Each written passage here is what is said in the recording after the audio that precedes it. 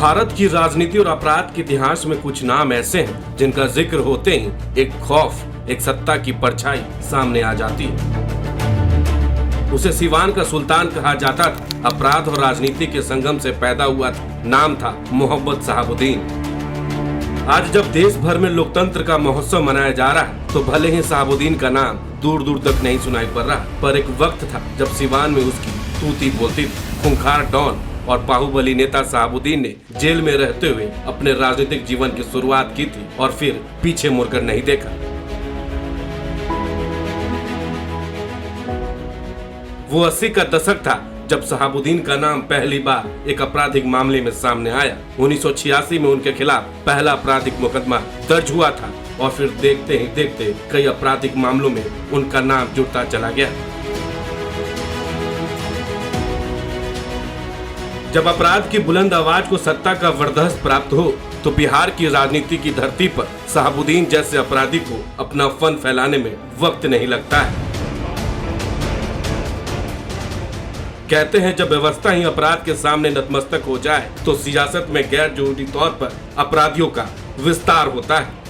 90 का दशक बिहार में अपराध का ऐसा बोलबाला था कि लोगों को सड़कों पर बाहर निकलते हुए भी डर लगता था। लूटपाट, मारपीट, झगड़ा, अपहरण, रंगदारी, हत्या जैसी घटनाएं वहां आम थी और बिहार की इसी आपराधिक पृष्ठभूमि में दहशत का एक नाम बड़ी तेजी से उभर रहा था और वो नाम था मोहम्मद शहाबुद्दीन।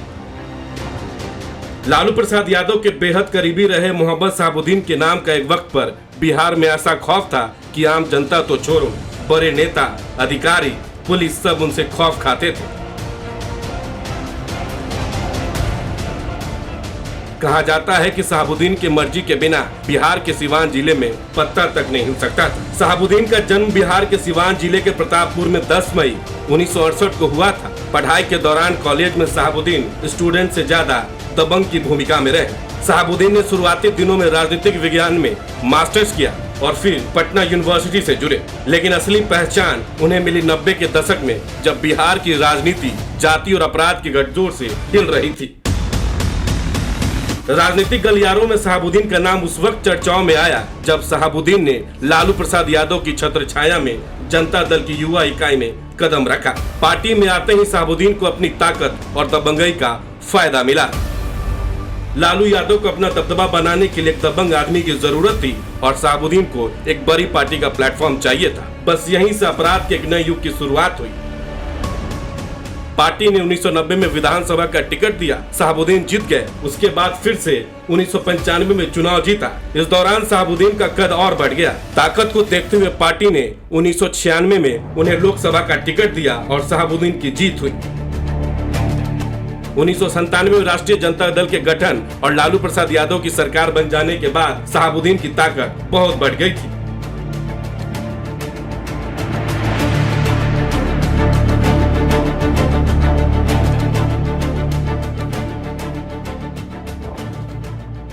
ताकत के नशे में चूर मोहम्मद शहाबुद्दीन इतना अभिमानी हो गए थे कि वह पुलिस और प्रशासनिक अधिकारियों को भी कुछ नहीं समझते थे। आए दिन अधिकारियों से मारपीट करना उनका सगल बन गया था। यहाँ तक कि वह पुलिस वालों पर भी गोली चला देते थे।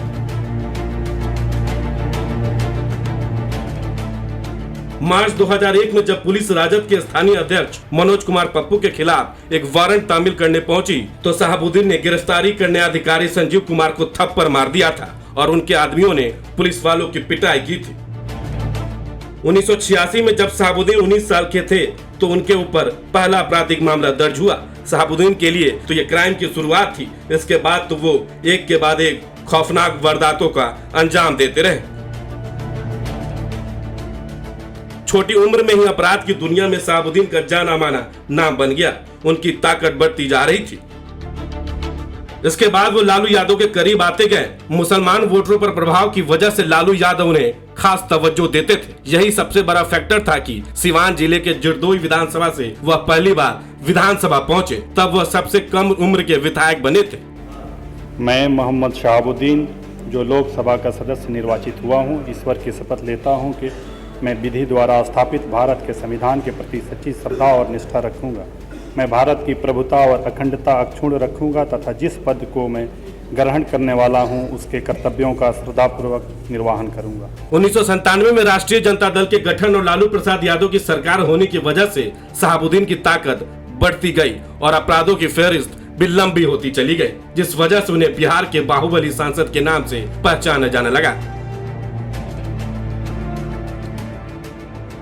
अपराध की दुनिया में शहाबुद्दीन के ऊपर एक वक्त में चोरी, अपहरण, रंगदारी, हत्या की साजिश समेत 40 से ज्यादा मामले दर्ज थे। इनमें से कुछ छोटे मामलों में शहाबुद्दीन को राहत मिली है, लेकिन कई संगीन मामले हैं जिसमें या तो सजा सुनाई जा चुकी है या फिर ट्रायल चल रहा है।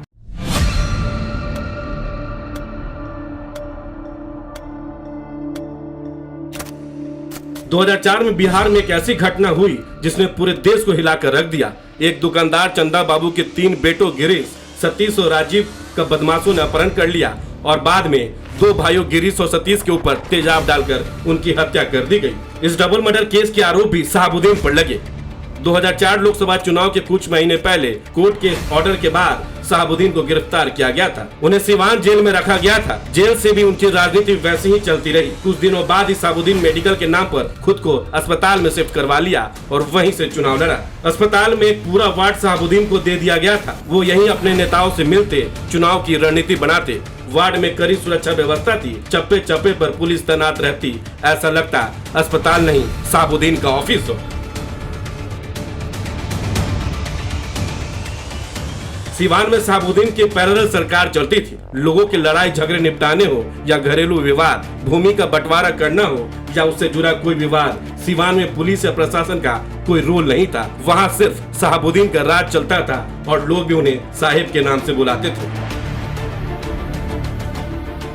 शहाबुद्दीन पर एक के बाद एक मामलों पर सजा सुनाई जा रही थी। इसी दौरान एक बार पुलिस शहाबुद्दीन के पुश्तैनी घर में छापेमारी करने पहुंची तो उनके घर से कई पाकिस्तानी हथियार, AK-47, सेना के नाइट विजन डिवाइस बरामद हुए। इस घटना ने पूरे देश में सनसनी मचा दी। सिवान के डॉन का आतंक की चर्चा पूरे देश में थी। हालांकि साल 2004 के चुनाव के बाद से शहाबुद्दीन का बुरा वक्त शुरू हो गया था। इस दौरान शहाबुद्दीन के खिलाफ कई मामले दर्ज किए गए। राजनीतिक रंजिश भी बढ़ रही थी। नवंबर 2005 में बिहार पुलिस की एक विशेष टीम ने दिल्ली में शहाबुद्दीन को उस वक्त दोबारा गिरफ्तार कर लिया था जब वह संसद सत्र में भागीदारी करने के लिए यहाँ आए हुए थे। हत्या, अपहरण, बमबारी, अवैध हथियार रखने और जबरन वसूली करने के दर्जनों मामले शहाबुद्दीन पर है। अदालत ने शहाबुद्दीन को उम्र कैद की सजा सुनाई थी।